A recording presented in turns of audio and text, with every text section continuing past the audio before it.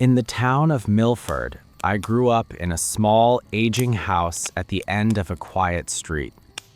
I was 8 at the time, living with my mother and my younger sister, Anna. The house was nothing special from the outside, just faded paint, a sagging porch, and windows that rattled whenever the wind picked up. My mother always said it was a peaceful place, but even as a child, I remember feeling like the house was watching us more than we were living in it. At night, when everything was supposed to be still, it never truly felt empty. One of the first strange things happened in my bedroom. I had a small room at the back of the house with a bed, a dresser, and an old wooden toy chest near the window. One night, I couldn't sleep and was staring at the ceiling, watching the faint glow of stickers I had put up years before. The room was lit only by the streetlight outside, which cast thin, moving shadows from the trees. At first, everything looked normal. Then I noticed a darker shape in the corner near the toy chest. It didn't move like the others. It just stayed still, almost too still, like it didn't belong to anything in the room. I told myself I was imagining it, but when I blinked, the shape was gone. The next morning, the toy chest was open, even though I always kept it closed. Not long after that, my sister Anna started saying things that made my mother laugh at first, but made my stomach turn. She said there was a man in her closet. She described him like it was normal, as if he had always been part of her room. According to her, he stood there at night and sometimes whispered, though she couldn't understand the words. My mother told her it was just dreams and told her to stop talking about it, but Anna insisted he was real. She would point at the closet door before bed and refuse to sleep unless it was checked. I remember once standing in the hallway listening while my mother comforted her, telling her there was nothing there, but Anna kept saying he was still inside, waiting quietly. That night, I didn't tell anyone, but I began to feel like the house itself was listening to her. After that, the nights changed in a way I still struggle to explain. One night, I woke up because my bedroom door was open. I always closed it before sleeping, but there it was, slightly ajar, letting in the faint light from the hallway. Then I heard footsteps, slow, deliberate steps coming down the hallway toward my room. They stopped right outside my door. I remember holding my breath so tightly it hurt. The door creaked open further, and I saw a dark shape leaning into the doorway. It wasn't fully inside the room, just enough for me to see that something was there. I shut my eyes immediately, hoping it would go away if I didn't acknowledge it. When I opened them again, the door was closed and the hallway was empty. In the morning, I asked my mother if she had come into my room during the night. She said she hadn't. But the most disturbing part was what my sister said the next day. She told my mother and me that she had seen the man again, standing in the corner of her room, just watching her sleep. My mother finally looked concerned, more than I had ever seen before. She went through the house that night, turning on every light, checking every closet, and even praying out loud in each room. For a short while after that, things went quiet. No whispers, no dragging sounds, no shadows in the corners. It felt almost like whatever had been there was gone. But I didn't believe it had left. I just felt like it was waiting. Even after that, I started noticing the smallest signs again.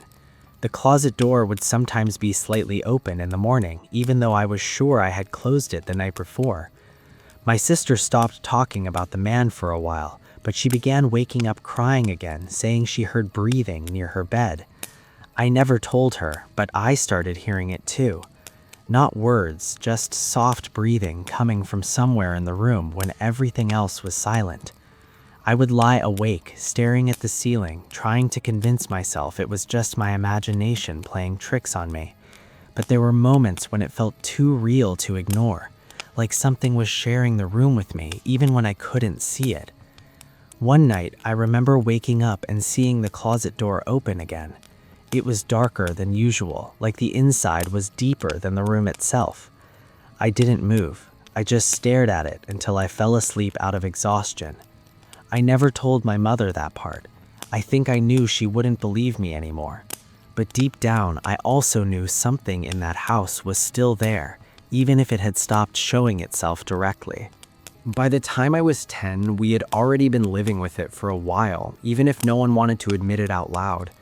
My mother tried to keep things normal. School, meals, routines, all of it stayed the same on the surface. But at night, the house never felt normal. It felt like it shifted into something else entirely once the lights went out. The worst nights were always the quiet ones. No wind, no traffic, nothing to drown out the small sounds. That's when I would notice things again. One night, I woke up because my bedroom door was open wider than I remembered. The hallway light was on, just like usual, casting a thin yellow strip across the floor. I was about to turn over when I noticed it slowly dimming, not flickering like a bulb dying, but fading, like something was standing between it and the light itself. Then the footsteps started again, slow, measured, coming down the hall. I pulled the blanket over my head, but this time I didn't close my eyes. I don't know why. Something in me refused to look away completely. The steps stopped just outside my door.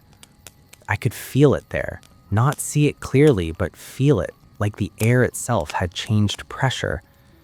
The door creaked, just a few inches, enough for darkness to spill into my room. And then I saw it, not clearly at first, just a shape blocking the hallway light, taller than it should have been, too still. It leaned forward slightly, like it was trying to decide whether to come in or not. I remember my heart beating so hard I thought it would give me away. Then I did the only thing I could think of. I closed my eyes. Seconds passed, maybe more, I don't know. When I opened them again, the hallway was empty, the door was shut, but I couldn't move for a long time after that. The next morning, I told my mother something came to my door again. She didn't react the way I expected. She just stood there for a moment, holding a cup of coffee, not saying anything. Then she told me I had been having nightmares and not to think about it too much. But I noticed something different in her voice. She wasn't brushing it off like before. She was trying to convince herself as much as she was trying to convince me. A few days later, my sister Anna started acting strange again. She stopped sleeping through the night. She would sit in bed and stare at the corner of her room, refusing to lie down. When my mother asked her what was wrong, she just said the man was back. Only this time, she said he wasn't staying in the closet anymore. He was walking around the house. That was the first time I felt real fear. Not just the kind you feel when you're a kid and scared of the dark, but something deeper. Something that makes you feel like the house itself is no longer yours. One night, everything escalated. There was a storm outside, heavy rain hitting the windows, wind pressing against the walls. I woke up to the sound of something moving in the hallway again, but this time it wasn't footsteps. It sounded like dragging, slow, uneven, like something heavy being pulled across the floor. I sat up in bed and looked toward the door. It was open again. The hallway light was off, but there was something standing at the far end. Not walking, not approaching, just standing. I couldn't see a face, just a darker shape within the dark. Then I heard my sister scream. I ran out of my room immediately. The hallway felt longer than it ever had before. Every step felt like I was moving through something thick and wrong. Her door was wide open. She was sitting on her bed, frozen, pointing at the corner. But there was nothing there anymore. At least, not that I could see. My mother came running in right after me. She grabbed Anna, trying to calm her down, asking what she saw.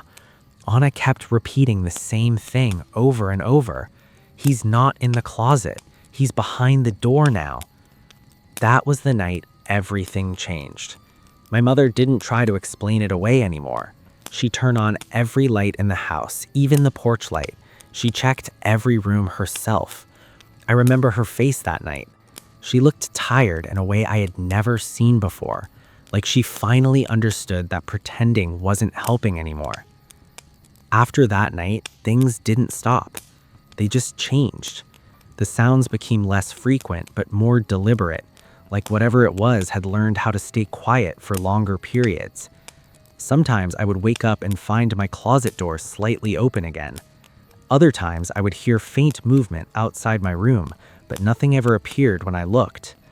My sister stopped talking about the man out loud, but I could tell she still saw him. She would stare at empty spaces for too long, especially corners and doorways. We eventually moved out of the house a year later. My mother never gave a clear reason why, but I think we all knew. No one ever said it was because of the man, but no one denied it either. Years passed after that. New house, new routine, new normal. But I never fully forgot. Even now, as an adult, there are nights when I wake up and instinctively look toward the corner of the room before I realize where I am. Sometimes I still hear something faint, like movement, just beyond hearing range when everything is completely silent. I don't know what was in that house, and I don't think I ever will. But I know it didn't feel like something that was passing through. It felt like something that stayed. I still think about that job sometimes, even though I left it years ago. Not because it paid well, not because it was interesting, but because I genuinely believe I walked into something I was never meant to understand. My name is Daniel Hart, and this happened when I was working overnight security for a private contractor in Ontario, Canada. At the time, I was in my late 20s, broke, and willing to take almost anything that paid decent money and didn't require a degree. That's how I ended up assigned to a site everyone internally called Site 14. They never gave it a real public name. No signage, no listing online, just coordinates, a briefing sheet, and a warning that sounded more like a threat than advice. Do not deviate from assigned duties. Do not enter restricted zones. Do not attempt contact beyond protocol. That should have been my first red flag. I ignored it. Site 14 was located far outside any city limits, deep enough that my GPS lost signal about 10 minutes before arrival. The last stretch of road was gravel, cutting through endless stretches of forest. Then suddenly it appeared. A massive 6-story building rising out of nowhere like it had been dropped into the middle of the wilderness. It was surrounded by a metal fence at least 10 feet high, topped with spirals of barbed wire that glistened under the floodlights. The perimeter lights were too bright, too white, almost clinical. There was only one entrance, a single gate, one guard booth, and a camera system that tracked everything. The building itself didn't look like a normal government office. It looked defensive. Thick concrete walls, narrow windows, no logos, no flags, no signage at all. Just a number printed near the entrance gate. 14. That was it. On my first night, I met the other guard on duty, a guy named Marcus, who had been working there for almost a year. He didn't look comfortable. Most security guards get used to quiet shifts. They start complaining about boredom. Marcus wasn't bored. He was alert. Too alert. "You'll get used to it," he said while handing me the logbook. "Used to what?" I asked. He hesitated for a second. "The quiet." That didn't make sense at the time, but I let it go. The job itself was simple on paper. Monitor cameras, do perimeter checks, respond to alarms if triggered. Most shifts were exactly that. Nothing happened. Nothing ever seemed to happen. But there was one thing I noticed early on. The building had a basement level that wasn't on any of the official maps. I only found out about it because of the elevator panel. There were buttons labeled B1 and B2, but both were covered with metal plates and marked restricted access. When I asked Marcus about it, he shut it down immediately. "Don't worry about the basement." That was all he said, which of course made me worry about it even more. For the first couple of weeks, everything stayed normal. Too normal. Night shifts were long and quiet. I'd sit in the control room upstairs watching multiple camera feeds. Empty hallways, empty offices, empty parking lot. Sometimes I'd joke to myself that I was getting paid to watch nothing happen. Then came the third Saturday. Around 2:10 a.m., the weather outside turned bad fast. Heavy rain, strong wind, thunder rolling across the forest like something moving too large to see. I was sitting in the control room on the top floor, half watching the security feeds, half scrolling through my phone. Marcus was off that night, so I was alone. That didn't bother me at first, until the cameras flickered. One of the exterior feeds near the back fence cut out for half a second, then came back. Then another one went dark. I leaned forward. "That's weird," I muttered. Lightning flashed outside, briefly lighting up the entire perimeter. And that's when I saw it. A figure, just for a split second, standing near the tree line beyond the fence, completely still. I sat up straight. The next flash of lightning came seconds later. Nothing. I stared at the screen. Maybe I imagined it. Maybe it was a shadow. But something about the timing felt wrong. I stood up and walked over to the window, pulling the blinds aside. Rain hammered the glass. Wind shook the trees. And then one of the exterior cameras went completely offline. Not static, not distortion, just black. A message popped up on the system. Camera feed lost, signal interruption. I frowned. That didn't usually happen unless something physically damaged the camera. I leaned closer to the monitor. Then the building access log chimed. A soft beep echoed from the system. One of the restricted entry points had been activated. Back fence access door. My stomach tightened. I reached for the radio. "Control to dispatch, I've got an unauthorized entry on B perimeter access." No response. I tried again. Static. Then nothing. Phone next. No signal. That's when I stopped joking to myself. Something was wrong. I grabbed my flashlight and stepped into the hallway. The building felt different in the dark. Not just empty, dead. Every sound echoed too much. Every step felt too loud. I made it to the stairwell landing when the lights flickered once. Then the entire building lost power. Emergency lights kicked in, casting everything in dim red. That's when I realized something worse. The elevator indicator showed movement. Downstairs. From the basement. I didn't remember anyone being scheduled for basement access, and Marcus had clearly told me to ignore it. A cold feeling spread through my chest. Then I heard it. A door opening below me, followed by footsteps on metal stairs. Slow, heavy, calm, like the person knew exactly where I was. I made a decision. I turned and started heading back towards the 6th floor control room, fast but controlled, trying not to make noise. That's when I heard the stairwell door behind me swing open and the footsteps sped up. He knew I was moving, and he was following me. The moment I heard those footsteps speed up, something in my brain stopped trying to make sense of the situation and just switched to survival mode. I didn't think about policy. I didn't think about my job. I didn't even think about the building anymore. I ran. The stairwell echoed behind me like a drum. Heavy steps, climbing fast, matching my pace almost instantly. Whoever was down there wasn't guessing anymore. They knew exactly where I was heading. I reached the 4th floor landing and slammed through the door into the hallway.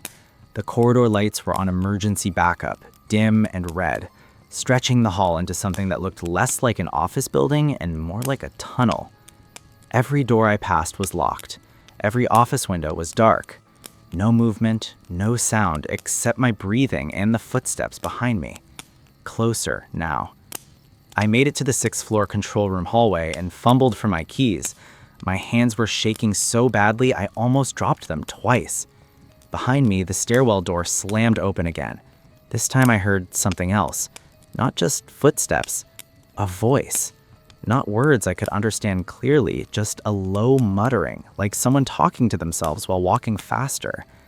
That's when I realized something that made my stomach drop even further. There should have been multiple guards on site, but I hadn't seen anyone all night. Not in the cameras, not in the hallways, not on patrol logs. I was alone. Completely alone. I finally got the control room door open and threw myself inside, locking it immediately behind me. I hit the security panel. Nothing. System was still partially down from the power failure. The monitors flickered between static and partial feeds. I tried the radio again. Dispatch, I have a possible intruder in the building. I need immediate backup at Site 14. Only static responded. Then, from the hallway outside the control room, I heard footsteps stop, right in front of the door. No pacing now, no searching, just standing, waiting. I backed away slowly, eyes locked on the door handle. For a few seconds, nothing happened. Then the handle moved, slowly, once, twice, testing, not forcing, just confirming. I don't know why, but that was worse than if he had just tried to break in. It felt controlled, intentional, like he had time, like he knew I couldn't leave. Then it stopped. Complete silence. I didn't move. I didn't breathe. A full minute passed like that. Then the building shook slightly. Not an explosion, not an impact, more like something heavy being dropped somewhere deep below. The basement. The stairwell lights flickered back on for a second through the control room camera feed, and I saw something that didn't make sense. The basement door was open, wide open, and the camera angle barely caught a figure standing at the bottom of the stairs, looking up, straight at the camera. Even through the grainy feed, I could see enough. Dark clothing, no visible gear, and a head tilted slightly like he was listening. Then the feed cut again, this time permanently. All monitors went black at once. I was completely blind. That's when I heard it inside the control room, a faint metallic sound, like something topping against a vent above me. Slow, rhythmic. I looked up. The ceiling panels above the control room were slightly misaligned. One of them shifted, just barely, like something was pressing against it from above, from inside the maintenance space. I backed toward the wall, eyes locked on the ceiling. The topping stopped. Then came a soft scrape, dragging, across metal beams above me. Something was moving up there, something that had access to the entire building structure. That's when everything clicked. The restricted basement, the maintenance routes, the locked panels, the camera failures. This wasn't just a break-in. He knew the building better than I did. A loud bang echoed somewhere below, then another, and suddenly alarms started going off. Not from my system, from the building itself. Backup security protocols activating. Floodlights outside the control room window turned on automatically, illuminating the parking lot in harsh white light. For the first time that night, I could see clearly outside. And there, near the edge of the fence line, I saw movement. Multiple figures. At least 2, maybe 3, standing just beyond the perimeter lights, watching. I realized then this wasn't random. This wasn't one intruder. This was coordinated. Inside the building, above me, something scraped again across the ceiling. Closer this time. I grabbed the only thing I have left, my service handgun. My hands were shaking, but I raised it towards the ceiling panels. Whoever's up there, I tried to steady my voice. I'm armed. No response. Just silence. Then the panel directly above me popped slightly out of place, and one finger pressed through the gap. Slow, deliberate, testing the space. That was it. I fired once into the ceiling. The sound exploded through the control room. The finger disappeared instantly. For a moment, everything went still. Then, unexpectedly, the topping stopped entirely. No movement above, no footsteps outside, just silence again. Then the radio finally crackled to life. Security response en route, hold position. Minutes later, I heard sirens approaching from the road outside. By the time backup arrived, I was still standing in the same spot, gun lowered, staring at the ceiling. They cleared the building floor by floor. Nothing. No intruder. No signs of forced entry inside. But when they checked the basement, they found something that made the entire situation worse. The main access panel to the maintenance tunnels had been recently opened from the inside. And inside the tunnels, they found temporary bedding, food wrappers, flashlight batteries, and boot prints leading deeper into the network of service corridors that connected the entire facility. Whoever it was hadn't just broken in that night. They had been there longer than I had, living in the walls of the building, moving when I wasn't looking, watching from places I didn't even know existed. The official report labeled it as unauthorized long-term trespassing via maintenance infrastructure. No suspect was ever caught. The fence line showed no clear exit points. The perimeter cameras never captured a clean image. And the backup security footage from that night was partially corrupted, just like the others. I quit the job the next morning. I told them I was done with overnight shifts, done with isolated sites, done with buildings that had more locked doors than explanations. They didn't argue, they just processed my resignation. To this day, I still think about that control room, about those ceiling panels, about the feeling of being watched from inside the structure of a building that was supposed to be secure. Because the scariest part wasn't that someone broke in, it was that the building was designed in a way that let them stay, undetected. And sometimes when I drive past remote facilities at night, I still catch myself looking at fences, rooftops, and maintenance fence a little too long, just in case something is still up there, waiting.